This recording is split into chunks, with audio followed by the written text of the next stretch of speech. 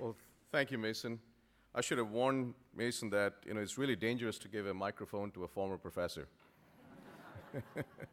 Professors like to talk, so please keep me on time. Whoever is the timekeeper, please try to keep me on time because we have really got an excellent panel, and I don't want to take time away from them. It's really amazing to see the number of young people out here because we are really working for their future. That's really what we are trying to do.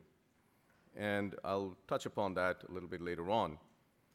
But I'm going to talk about energy breakthroughs, really for a sustainable world. So let me start. I think the future of the United States rests on three pillars.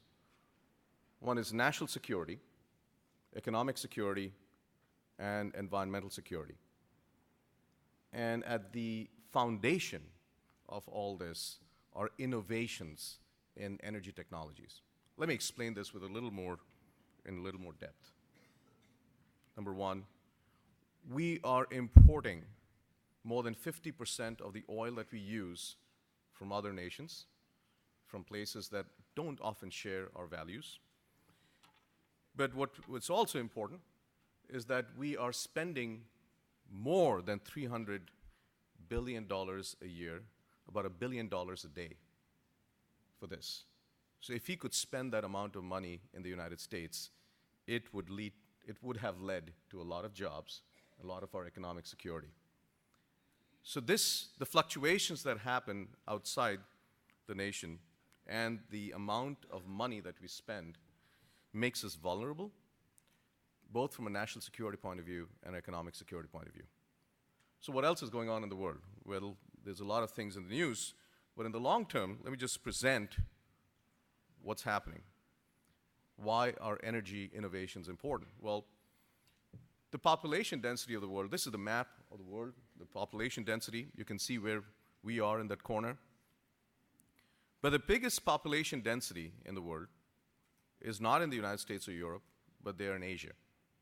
And this is China, India, Malaysia, and other nations out there. And it's not only the highest population density, but the highest population growth is also happening in those parts of the world. In terms of energy use, you may have seen this in a picture before. The United States is, you can see, it's fairly bright. But what's important is when we overlay the two, you find that the energy use and population do not correlate. We are bright, and we need to make ourselves brighter in a sustainable way. But there are many parts of the world where the people have not yet turned on the lights. And as their economies grow and as their income levels grow, they want to turn on the lights like all of us want to do. And the question is, can we enable them to turn on the right kind of lights? And that is the biggest business opportunity for the United States. And there's an opportunity, there's a time frame out here, and we just need to grab it. So if you are to win the future, as the president has said, what do we need to do? Well, certainly the technologies, all the technology, the affordable technologies that are required to enable a sustainable world do not exist today. And so what we really need to do is very simple: invent affordable, clean energy technologies. But it's not enough. It's necessary but not sufficient to just invent. You got to make them. And I argue, make them locally and sell them globally. And that is the route to American jobs and economic security. But we are in a globally competitive world. Other nations are using our playbook and competing with us. So in this globally competitive world, what does it look like? Well, we need to do this. We need to start from home first. Let's get our home in order. And then influence the rest of the world. And this is what we have done in information technology. This is what we did in biotechnology. We just got to do it if we put our minds together in clean energy technologies. So I'm going to show you a few examples of what I mean by that. And these are breakthroughs, which is amazing. But before I do that, it's really important to understand what is the pace of innovation that we need and what is the scale of innovation that we need. And the best way to compare that, to understand that, is to compare what we did in the 20th century, because we just lived through it, and it's fresh in our minds. So what is the pace and scale of innovation that we saw in the last 100 years? Here we go. Artificial fertilizers, green revolution. Most of us in this room would not be here if it was not for that. Airplanes, polio vaccination, electrification, nuclear energy, space, transistors, integrated circuits, fiber optic wireless communication, internet. This is what happened in the last 100 years, and we cannot imagine our lives without this. Even our cell phones, we cannot imagine our lives without our cell phones. But that's what happened. And almost all of these technologies were invented in the United States and scaled out here. So if we can do it in the last 100 years, we got to do it in this next 100 years. But I would say the pace has increased now.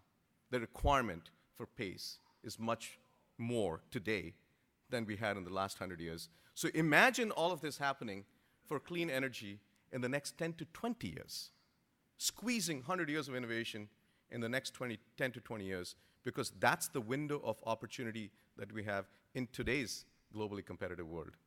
So that is really what we need to secure America's future, to secure our children's and grandchildren's future.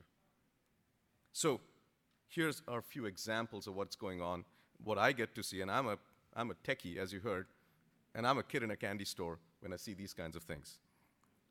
So let me talk about, since we're talking about transportation and we're importing oil, one of the vectors that is clearly pointing is electrification of transportation.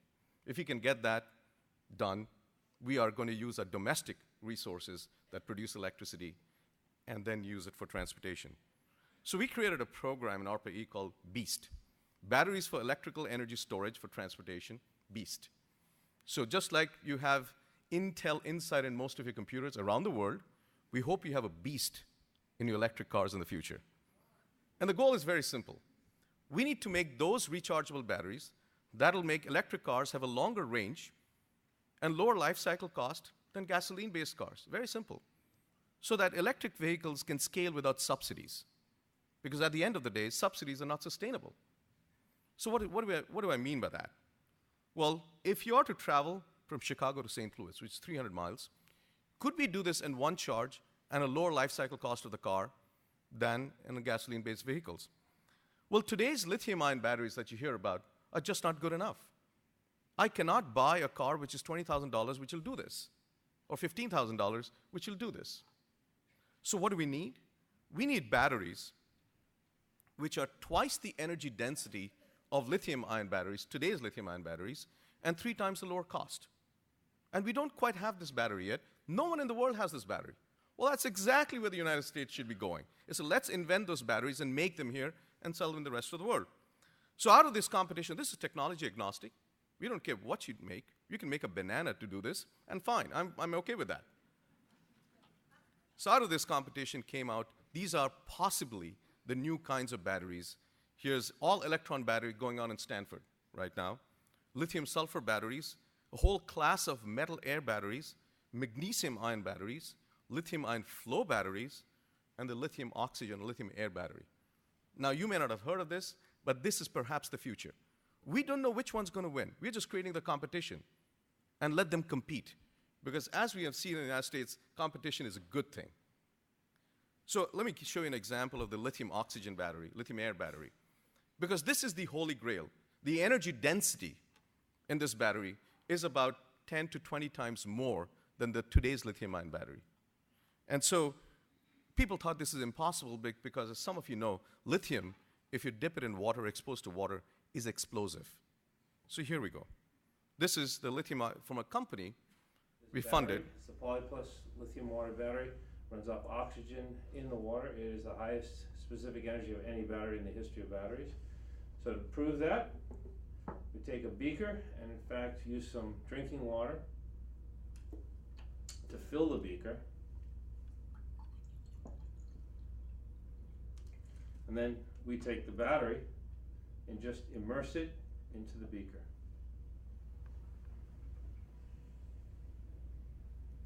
Isn't that amazing? This uses the oxygen dissolved in water. It uses water as an electrolyte, and it works. It works like a fish, but it's a battery. So this is the kind of innovation, and the Polyplus is right across the bay in Berkeley. And in fact, he has tried this experiment with water from the bay, and it works. Imagine that. So that's the kind of innovation I think we need to do. And there are many others. Let me give you a few examples. We need to produce clean. If you are to electrify, the electricity that we get has to come from clean sources and be inexpensive so it can scale without subsidies. Again, we cannot afford to subsidize everything that we produce. So today, I put 5 cents a kilowatt hour, because if at 5 cents a kilowatt hour, the journey from Chicago to St. Louis will cost you less than $5, as opposed to $50 that you would pay in gasoline-based cars today. So today, natural gas combined cycle is about 4 to 10 cents a kilowatt hour, but solar electricity today, utility scale, is about 15 to 20 cents a kilowatt hour. So just not, it can't compete. So we created a program called the Sunshot. The Sunshot program, just like President Kennedy said in 1962, let's go to the moon and come back within this decade safely. That was the moonshot. Here's a sunshot. Reduce the cost of electricity from solar down to 5 cents a kilowatt hour by 2017. Because if we can get there, we will be globally competitive. Because today in solar, we're losing our lead to the rest of the world. We are producing less than 5% of the photovoltaic cells today in the United States. The rest of the world is producing 95%. Okay? But it's not just solar. We need to do that for wind, down cost, not just onshore wind, but offshore wind. And we got to do that for geothermal, for clean coal and nuclear, down to 5 to 6 cents a kilowatt hour, whether it's by increasing the efficiency of the engines or by other means. And we're doing some of this. We just got to do a lot more to reduce so that once we get there, it is not only affordable in the United States, this technology is scalable in other parts of the world as well. But once you produce electricity, you got to send it out through the grid. Today, the grid is old, it's overloaded, and there's security issues out there. So we have created a whole bunch of programs for the grid. Just to give you a few examples, if you go to a distribution substation in the grid, we buy our transformers, most of our transformers, from overseas. And these transformers are behemoths, 10,000 pounds. You need a crane to install it. That's old technology. This goes back to Tesla and others. So we have created this program to take a quantum leap in these transformers to make them out of semiconductors, like silicon carbide. And these, if you make them by semiconductors, you can go up in frequency, reduce the size, and this will be 100 pounds in the future and fit into a suitcase. You don't need a crane then. And this will not only be lighter and cheaper and more reliable, this could be smarter because they're based on semiconductors. And storage, which is the game changer for the grid, because if you are to integrate renewables, which are intermittent, and you want to increase the capacity that you can use, you need storage. And the way to store today is using dams. You pump the water up the dam, and it's about $100 a kilowatt hour. Cost is everything. And we put out a challenge, can you make storage at the same cost as you do with pumped hydro, with batteries or other means? And there's this competition going on right now. We hope to see a few of these come out in the future. So streamlining the bottling. I'm talking about only what I talked about is the upstream. Is there, in this innovation chain, is there a bottleneck? And we should talk about this. So there is. We are doing technology R&D upstream, and I showed you a few examples. But these technologies in the energy sector need to scale. There's manufacturing, there's business to be done. Small business, large business need to work together. And the amount of investment that you need and you need to have a buyer, whether it's businesses, consumer, or the US government itself is a big buyer of energy. But the scale of dollars that you need goes up as you go down this innovation chain. For things that I talked about, you need about less than $10 million a project. But if these are successful, and we don't know which ones will succeed, they will need 10 to 100, about $1 billion later on in the future, and the regulatory hurdles. And we need to streamline this. And it's not quite there yet. So if I may end with one slide, we need to align innovations. It's not necessary, it is necessary to create innovations in technology, but it's not sufficient. We need to align that, the science and technology innovation, with innovations in finance and markets in the energy sector, absolutely critical. With innovations in policy, which will bring all those technologies and unleash the private capital into this. And finally, innovations in education and society. Social acceptance has to be there. Let me stop here, since I see my time running out. Thank you very much.